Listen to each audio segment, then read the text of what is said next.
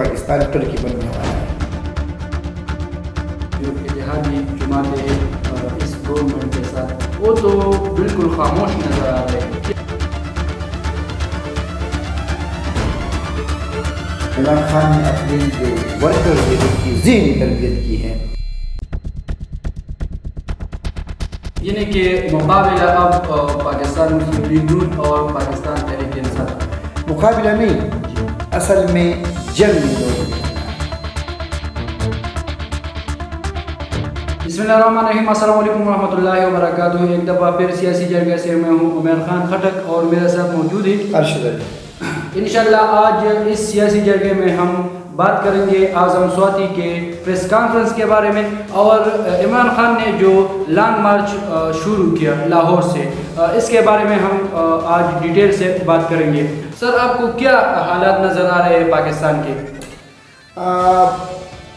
دیکھیے، جب بھی آپ کو سوچتے ہو تو اگر پازیٹیو ہونا، وہ پازیٹیو ہو کر اور کسی چیز کی مثبت چیزوں کو آپ پڑھیں گے تو ظاہری بات ہے کہ آپ کو ایک اچھا وہ فیوچر نظر آتا ہے۔ لیکن جب آپ اس کے ڈارک سائڈ پہ چلے جاتے ہیں تو پھر خوف بھی آ جاتا ہے۔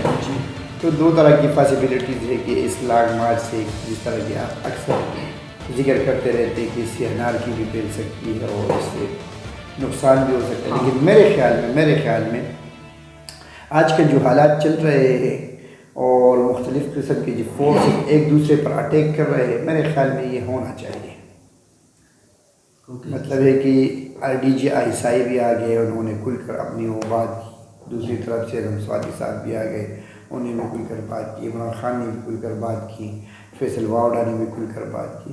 اس سے پتہ ہی کیا ہے، ایک دوسرے کی خامیاں نظر آنی شروع ہو جاتی ہے اور پھر بندہ اپنی خامیوں پر وہ نظر رکھتا ہے۔ جب آپ اپنی خامیوں پر نظر رکھتے ہیں تو پھر وہ خامیاں، جب آپ کو آپ کی خامیاں نظر آتی ہے تو آپ اپنے خامیوں کو مٹاتے ہیں۔ جس طرح یہ کہتے حضرت عمر فاروق رضی کا قول ہے کہ میرا سب سے بہترین دوست وہ ہے جو میرے عیبوں پر مجھے خبردار کرے۔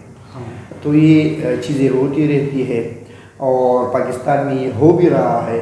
تو اگر ہم یہ تو بڑے لوگ ہیں، تو اگر ظاہری بات ہے کہ ان کی جو اندرونی کہانیاں ہیں وہ عمیر خان خٹک یا ارشد تو نہیں سامنے لا سکتے ہیں۔ یہ لوگ خود اپنی جو کمزوریاں ہیں وہ سامنے لا رہے ہیں، عوام کے سامنے لا رہے ہیں۔ تو دونوں کیئرفل ہو گئے، دونوں کو اپنے حدود کا پتہ چل گیا کہ میری کیا حدود ہے، ان کی کیا حدود ہے، ہمیں کیا کرنا چاہیے۔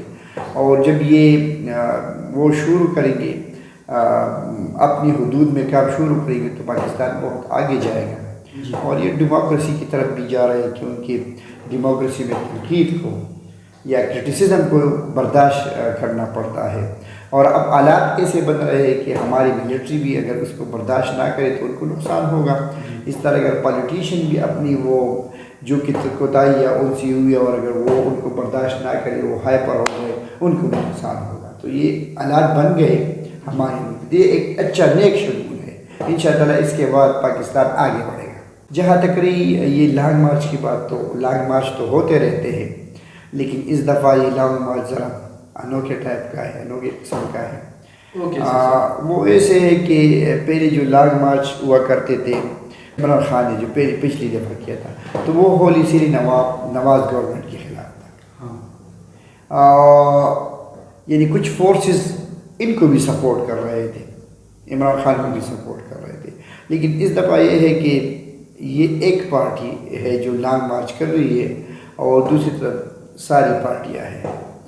تو یہ ہے کہ اس کے بعد اگر لانگ مارچ کامیاب ہو گیا تو پاکستان کا پولیٹیکل سینیریو مکمل بدل جائے گا۔ جو اتحادی جماعتیں ہیں اس گورنمنٹ کے ساتھ وہ تو بالکل خاموش نظر آ رہے ہیں، کیا وجہ ہے؟ خاموش اس لیے ہے کہ ایک تو عوامی دباؤ ہے۔ آپ دیکھ رہے ہیں کہ اس طرح جو پی ٹی آئی نے جس طرح عمران خان اپنی بیانیوں کو ایک تسلسل کے ساتھ وہ بیان کرتا رہتے ہیں، جن کا وہ جو نیریٹو جو بھی بناتا ہے کہیں بھی بناتا ہے۔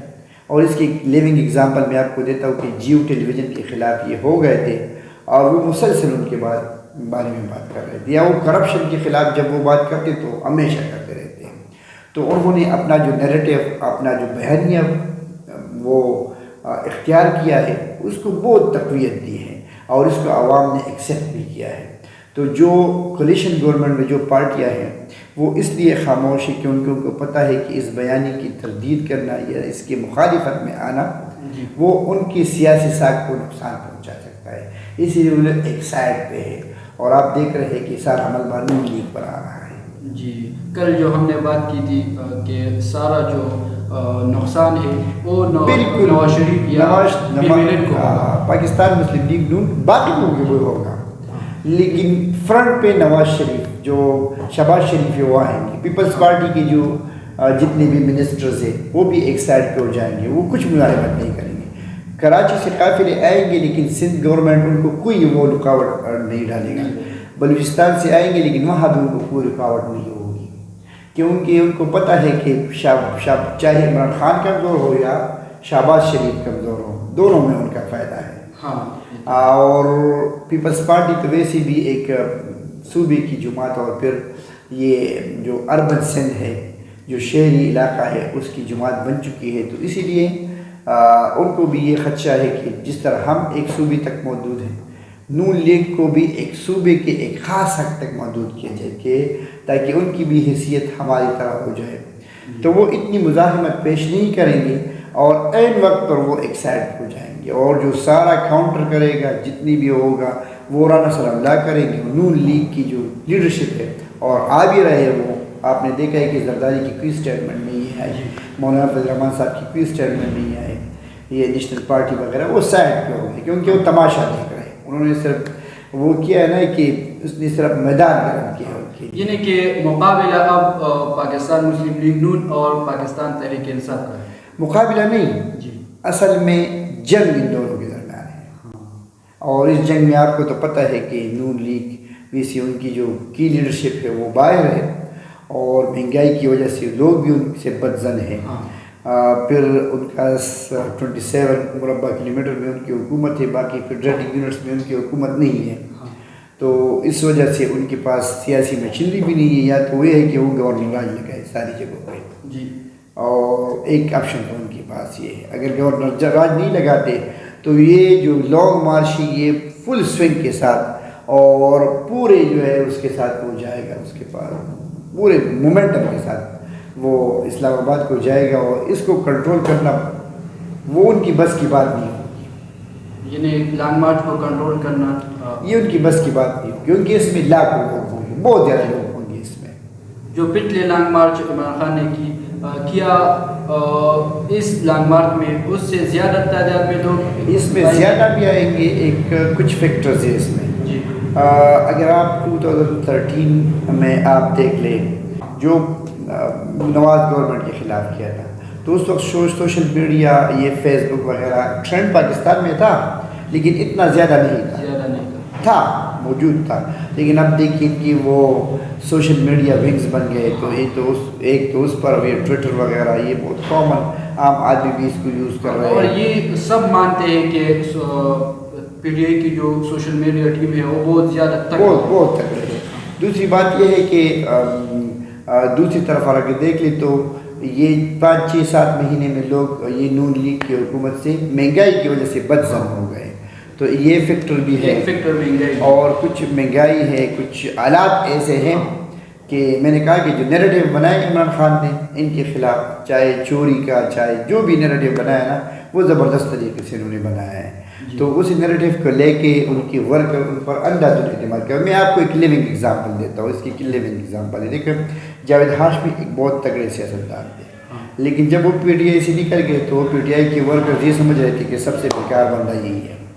اسی طرح آپ نے دیکھا کہ جہانگیر ترین اور علیم خان جیسے تگڑے لوگ وہ اپنی سیٹس بھی نہیں بچا سکے. ابھی آپ نے دیکھا کہ یہ جو فیصل واورا 2 دن یا 4 دن پہلے بہت زبردست بنتا تھا لیکن جب وہ پی ٹی آئی کے خلاف ہو گیا تو اس کا مطلب یہ ہے کہ عمران خان نے اپنی جو ورکرز ہیں ان کی ذہنی تربیت کی ہے اور وہ یہ بار بار اور وہ ان رہتا ہے اپنے ورکر سے، وہ ان رہتا ہے اور ایک ہے نیریٹیو پہ وہ کام کر رہا ہے تو وہ انہوں نے ایکسیپٹ کیا ہے. یعنی عمران خان جو بھی کہتا ہے وہ ورکرز مانتے ہیں. وہ مانتے اس لیے کیونکہ وہ اسی بات پہ ڈٹا رہتا ہے، وہ پھر اس سے ہلتا نہیں ہے. وہ اسی نیریٹیو کو اسی بیانیوں کو لے کے وہ اس کو منطقی انداز آجاب تک پہنچاتے ہیں. تو اسی لیے جو مختلف قسم کے انہوں نے بیانیے بنائے ہیں، کرپشن کا ہوا، پھر یہ چور، پھر یہ پاناما، پھر یہ سب، اور اب اس میں بن گیا کہ یہ ملٹری نے ہمارے ساتھ اچھا نہیں کیا، پھر انہوں نے ریجیم چینج کا نیریٹیو بنایا، پھر یہ سارا امپورٹڈ حکومت کا نیریٹیو بنایا۔ اب یہ سارے نیریٹیوز اور یہ ساری بیانیے انہوں نے اب بھی اس لانگ مارچ کے بھی اکٹھے کیے ہیں۔ تو اپنے ورکر کو فیڈ کرنے کے لیے، اپنے ورکر کو کھلانے کے لیے ان کے پاس بہت کچھ ہے، اور وہ کر بھی یہی رہے ہیں۔ آج کل کے حالات دیکھ کر، یعنی لانگ مارچ دیکھ کر، جو لاہور میں انہوں نے بہت زیادہ لوگوں کو یعنی اکٹھا کیا ہے، تو اب ایک دفعہ پھر میں یہ سوال کر رہا ہوں کہ آپ کو کیا نظر آ رہا ہے کہ یہ لانگ مارچ کامیاب ہوگا اور یہ حکومت ختم ہو جائے گی؟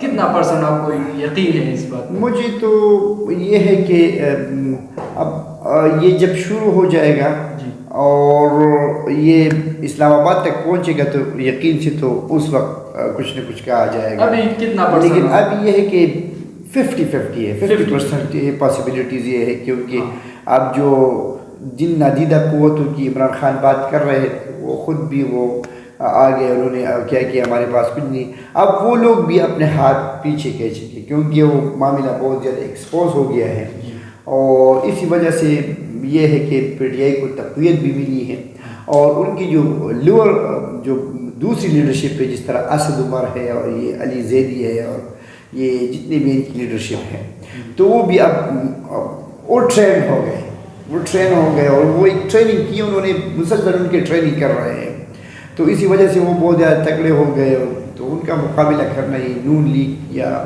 دوسری سوائے ایک بندے کے جنہوں نے اپنی پارٹی کو منظم رکھا ہے، وہ ہے جبہت علماء اسلام سے، جو کیونکہ اور وہ اس میں انٹرسٹ ہی نہیں لے رہے کہ آیا لانگ مارچ کامیاب ہو یا نہ، وہ انٹرسٹ نہیں لے رہے، کیونکہ ان کو رجیم چینج میں اور کولیشن گورنمنٹ میں ان کو بہت زیادہ نقصان ہوا ہے، تو اب وہ مزید نہیں چاہے گی کہ ہمیں مزید نقصان ہو، اور بائی الیکشنز جتنے بھی ہوئے تھے یہ رجیم چینج کے بعد، اس میں وہ پوری طرح ہار گئے، تو وہ اب مزید بدنامی اپنی وہ سر نہیں لیں گے، تو وہ ایک سائڈ پہ ہو۔ اب حکومت کے پاس وہ کون سا راستہ ہے کہ وہ اختیار کرے، یا وہ کون سا پتہ ہے کہ وہ استعمال کرے؟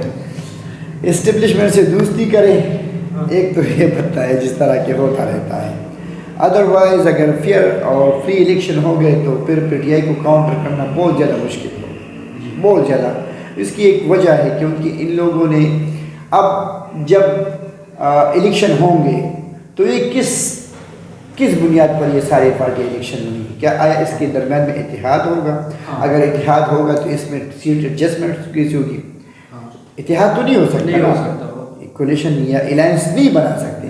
جب یہ الائنس نہیں بنا سکتے تو یہ آپ مجھے بتائیں کہ ایک دوسرے کے ساتھ خلاف کچھ نہ کچھ بات تو کریں گے نا، کیونکہ جب آپ مختلف پہلوان وہ اکاڑے میں اترتے ہیں تو وہ ایک کے ساتھ نہیں لڑتے، ساری کٹ لڑتے ہیں، ایک دوسرے کے ساتھ لڑتے ہیں، اور دوسری بات یہ کہ اس کا ووٹ بینک بھی وہ بہت زیادہ وہ ڈیوائڈ ہو جائے گا، تو وہ تو یہ ان کا جو جتنی بھی بائی الیکشن ہوئے ان میں ان کا کل ووٹ وہ پی ٹی آئی کے ووٹ سے کم تھا، اور وہ جیتتے رہے، تو ابھی تو یہ بہت مشکل ہوگا، اور اس کے بعد تو لانگ مارچ کی کامیابی کے بعد تو بالکل میں تو یہ سوچ رہا ہوں کہ پاکستان ٹرکی بننے والا ہے، یعنی کہ ایک پارٹی، اور یہ عمران خان ایک جس طرح طیب اردوغان ہے اس طرح کے لیڈر کے طور پر ابھر رہے ہیں۔ جی بہت بہت شکریہ سر، انشاءاللہ ایک دفعہ پھر ہم حاضر ہوں گے اپنے ناظرین کے سامنے۔ بہت بہت شکریہ آپ نے وقت دیا اور ہمارا یہ سیاسی جرگہ دیکھا، بہت بہت شکریہ، اللہ حافظ۔